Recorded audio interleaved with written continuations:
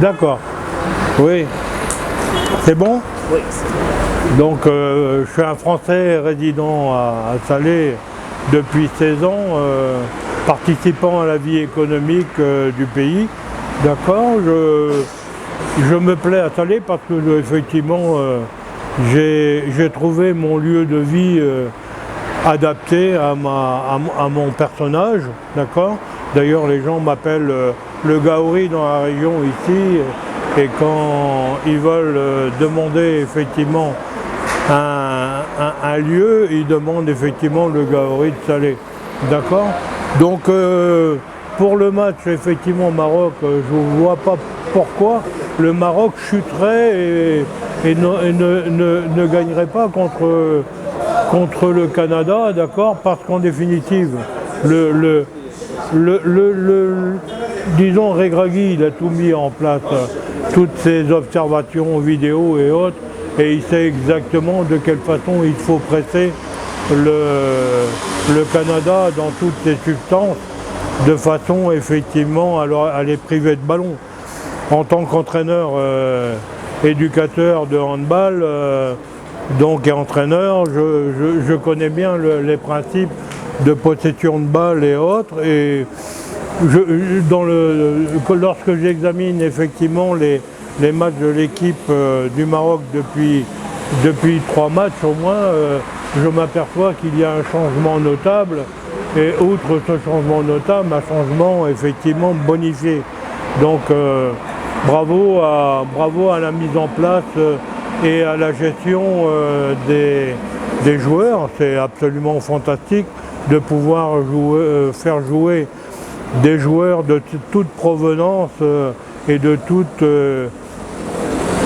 toute formation, parce qu'ils sont formés dans les clubs. Donc voilà. Donc bravo et bonne chance à Regragui et à l'équipe du Maroc surtout, que je porte dans mon cœur. Voilà, donc effectivement bonne chance, et surtout je les vois participer effectivement dans les 8e de finale et autres, je suppose même plus haut. Voilà.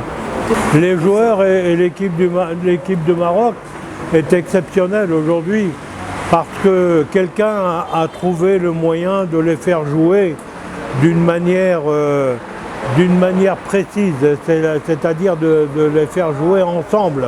Et ils se retrouvent facilement et ils appliquent surtout les consignes de leur entraîneur, ce qui n'est pas donné à tout le monde.